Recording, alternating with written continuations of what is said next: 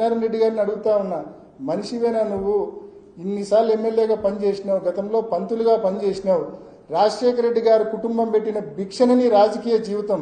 ఒకప్పుడు హైదరాబాద్ నుంచి నీ ఊరికి పోవాలంటే, గుండ్లకుంట మీద పోవాలంటే నువ్వు భయపడేవాడివి.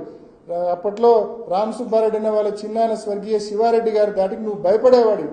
భయపడి మైదుగురి నుంచి చుట్టుకొని పోయేవాడివి నువ్వు. అటువంటి భయస్థుడు నువ్వు. ఆ రోజు నీకు రాజశేఖర రెడ్డి గారు అండదండగా ఉన్నారు, నీకు బండ్లు కొనిచ్చినారు, నీకు ఆర్థికంగా సాయం చేసినారు, నీకు అన్ని రకాలుగా ఆపుగా రాజశేఖర రెడ్డి గారు ఉన్నారు.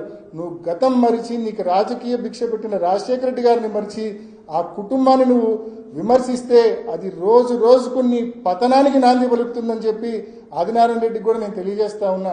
ఆదినారాయణ రెడ్డి నువ్వు ఒకటి గుర్తుపెట్టుకో, అధికారంలో ఉంటే నేను ఆదినారాయణ రెడ్డి అంటావు, అధికారం లేకపోతే నువ్వు నిక్కర్ నారాయణగా మారుతావు. నీ బతుకది, నువ్వు గుర్తుపెట్టుకో, నీ బతుకది.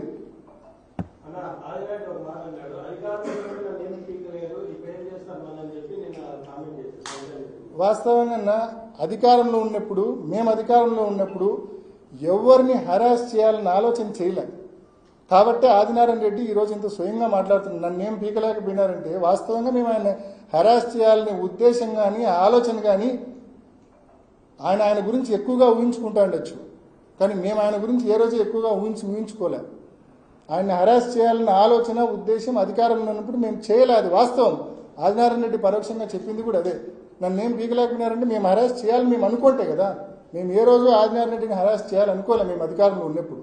కాబట్టే ఆయన ఈరోజు ఇంత విరవీగి మాట్లాడుతున్నాడు. కానీ భవిష్యత్తులో ఈ మాటలకు మాత్రం తప్పకుండా సమాధానం చెప్పే రోజు వస్తుంది. ఆ రోజు ఆదినారాయణ రెడ్డి నువ్వు మాట్లాడే ప్రతి మాటకు సమాధానం చెప్తాను.